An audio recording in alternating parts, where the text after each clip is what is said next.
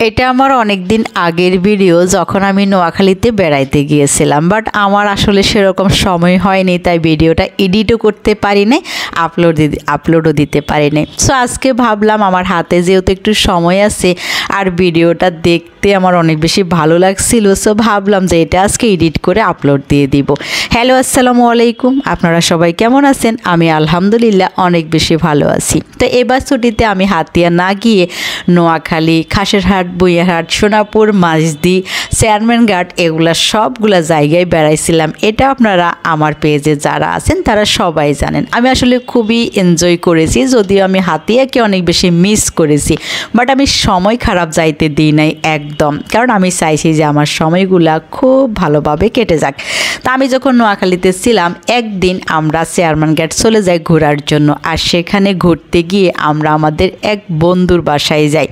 আর ওর বাসায় যখন আমরা যাই, ও এই কথা শুনতে পেরে আমাদের জন্য অনেক খাবার দাবার নিয়ে আসে বাজার থেকে। সেখানে ছিল পরোটা, ভাজি, মিষ্টি, দই, আরও অনেক কিছু। আর সব খাবারের মধ্যে পরোটা ভাজি আমার ভীষণ পছন্দ হয়, বিশেষ করে ওদের পরোটা এত বেশি ভালো লাগছিল। তা আমরা মজাই সুন্দর সন্ধ্যা কাটিয়ে রাতের বেলা আবার বাসায় চলে আসি।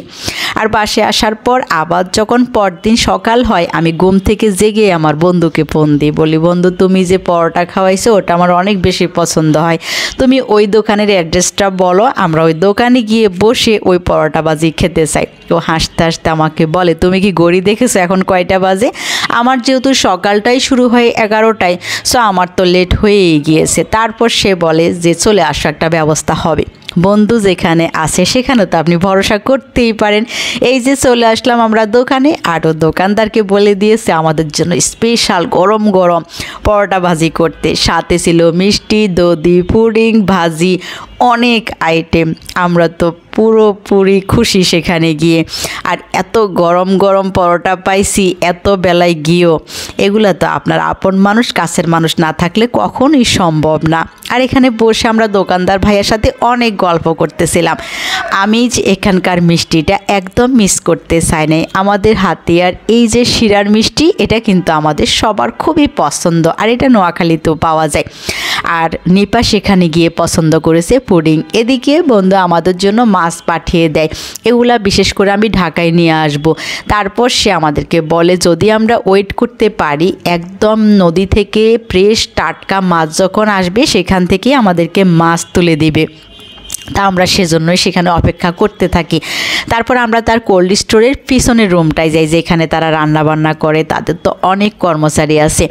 আর ছেলেদের রান্নাঘর দেখতে সবসময় কি বাজে হয় এটা আপনারা ভাবেন? একদম না। রান্না তো একটা আর্ট, সেটা হোক ছেলে হোক মেয়ে। এই ভাইয়া এত সুন্দর করে সিমকুচি করতেছিল। আমি তাকে জিজ্ঞাসা করছিলাম যে আপনি কি বাড়িতেও ভাবিকে এরকম হেল্প করেন? বলে একদম না, ছেলে মানুষগুলো এমনই হয়, নিজের জন্য করতে পারে বাট বউয়ের জন্য করতে ওরা লজ্জাবোধ করে। তারপর আমরা আমাদের বন্ধুর একটা অফিস রুমে চলে যাই। আমার খুব ঘুম পাচ্ছিল, আর সেখানে যাওয়ার পরে তারা আমার জন্য রংসা অর্ডার করে, যাতে আমরা ঘুম কাটিয়ে আরও বেশিক্ষণ আড্ডা দিতে পারি। তবে আড্ডা দিতে আমার ভীষণ ভালো লাগছিল। মাঝে মধ্যে আমরা ঘোরাঘুরি করছিলাম, কোল্ড স্টোরগুলো দেখছিলাম, কোথায় কিভাবে মাছ রাখে, কোন মাছ কিভাবে সেল হয়, সব কিছুর ব্যাপারে হচ্ছে অল্প অল্প অভিজ্ঞতা নিচ্ছিলাম। তারপর সময় কাটানোর জন্য আমরা লুডো খেলতে বসে যাই। লুডোতে আমার ভীষণ পছন্দ, আর এই লুডো খেলতে বসলে সময় খুব তাড়াতাড়ি চলে যাবে, এটা আমি চিন্তা করতেই পারি।